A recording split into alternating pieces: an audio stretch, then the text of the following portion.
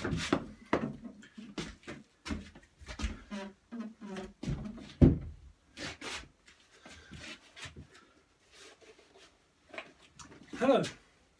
here I am again, back in the shed. It's a bit more nice sunny now.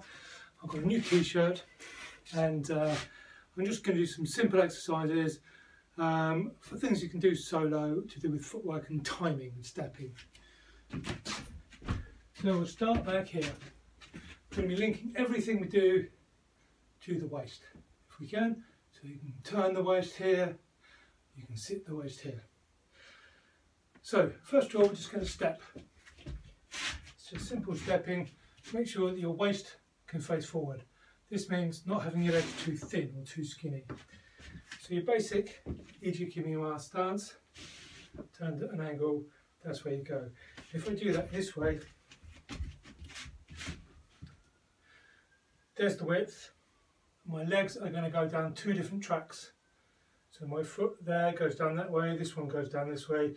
This enables me to use my waist properly and to face with my waist, which then makes my shoulders sit above my waist nice and naturally, so I can use both hands equally. If I go too thin, too skinny here, I can force my legs around or my waist around, but it's not comfortable here, and my natural position is here, and my natural shoulder position is naturally on top of my waist. So I can make my shoulders come around square, I can make my waist come around square, but it's difficult. I want to be able to use the waist freely to get the force out from the spring of the waist. Right, so here we go. So first thing, two lines of tracks, sit down in your stance, neutral positions, ga by ga, fixed elbow positions, and we're just going to move. Step, sit after every step. Try and make your waist go forward. And when we go back, down at an angle, nice and free. Let's go forward again, move here. Don't go forward here or there. So when you're stepping, you shouldn't be leaning back, and you shouldn't be leaning forwards. When you move, think of the waist as being the middle, and that whole piece moves. Also, when you step, don't drag your rear foot, step it. So your step should be swift and simple. When you go back, bounce, bounce, bounce.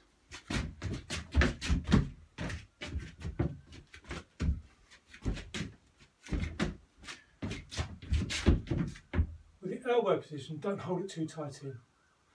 Don't force your elbow in here. Let it relax where it wants to be, underneath the shoulder. It's about a fist from the side of the body and about a fist in front of the body here. Just a sphere of influence. Keep naturally there. Obviously when you go forwards you push, step, push, step. When you go backwards you push here, step. Okay, now we're going to tie in some punching with the stepping. First of all, we're going to punch after the step or when we land. So it's important to get the rear leg, think of the rear leg timing, punch as that lands or fractionally after. Sit, sit, sit, sit. And every time you punch, relax, bring the elbow back. It should naturally recoil to its start position. So if you think about a punch, sometimes you see this, it's not, that's a punch. A punch ends where it begins. So it starts here, it does the action, and it recoils naturally. So every time you punch, natural movement. So again, we're going to step, land, hit, and sit. Sit and hit.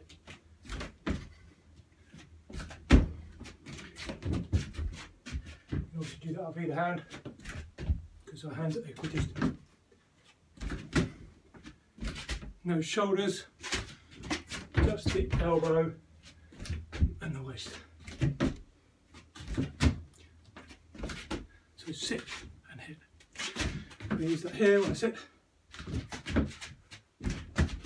Plenty of force to deliver nice punches. Next one, number two, we're going to hit as we step. So when the front foot is off the ground and we're moving forwards, we're going to hit with the force of the moving body there. Punch. You can hear the rear foot landing.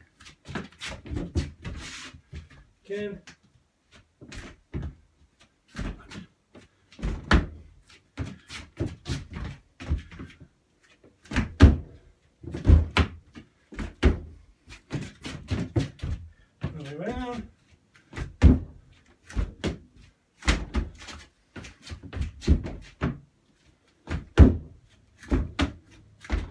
And again, we can generate enough force when we do this to deliver a healthy punch. Simply because the body's moving and the elbow is accelerating off the moving body. Good. Now we're going to do both. We have two timings, one with a step forward and the second one with the rear foot coming up and landing and the sitting action. So we're going to go 1, 2, 1, 2, 1, 2, 1, 2, 1, 2, 1, 2.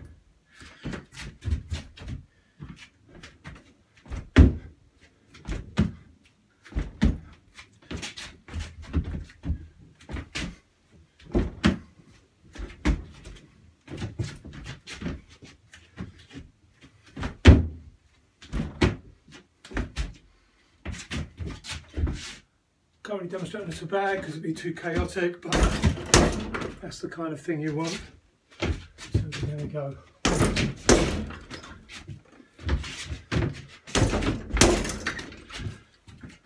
Good. Now we can also generate, so that's generating force by moving and by sitting. The sitting force uses the bouncing recoil off the floor, the continuity of momentum, conservation of momentum. So as you hit the floor, the force bounces up. So that's why that punch comes as the foot is landing.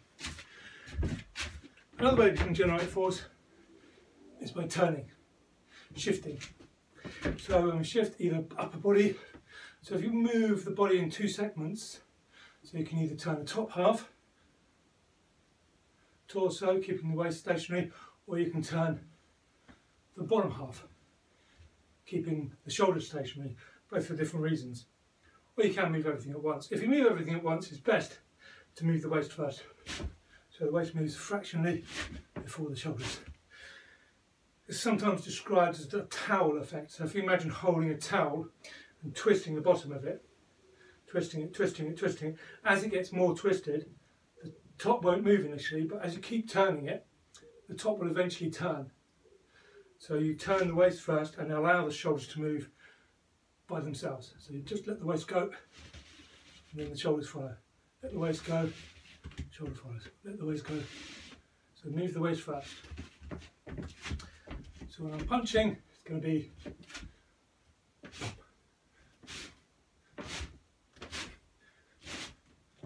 so just move the waist a little bit to generate the torque in the body. So we can do that obviously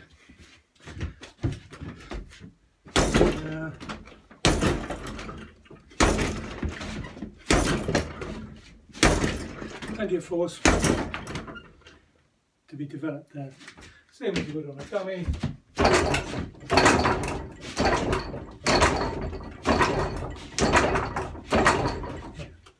Or any of the actions on a dummy you generate force from the waist.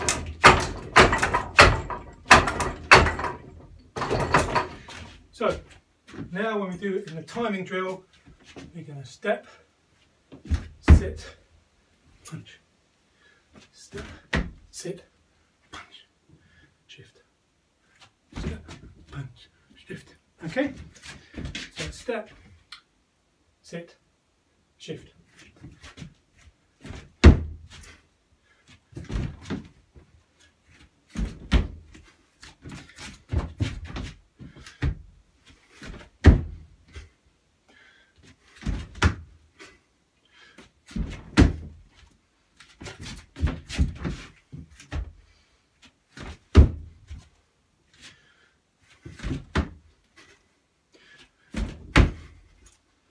Okay, side, step, sit, shift, step, sit, shift, step, sit, shift. So just to recap that, we have to move to generate force. We need to make the body move. So we can step, hit, hit. So from a step forward, pump, pump, pump, pump. Or use the sitting force, which is like a bounce, like a bouncing ball. When you hit the ground, the momentum comes up. This can be used when receiving forces. You sit to receive, the force can go down, draw the person in, and then recoil is used to hit with. So first of all, step, step, step. You can hear my rear foot coming up there. Next one is sitting.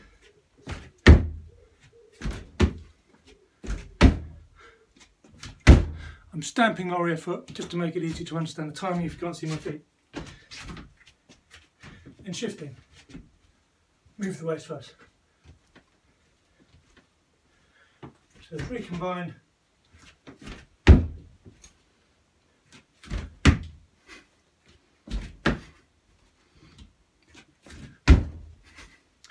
There we go. 3 ways of generating force. That's 3. Okay, hope you've enjoyed that. Thank you very much. Speak to you soon. Keep safe.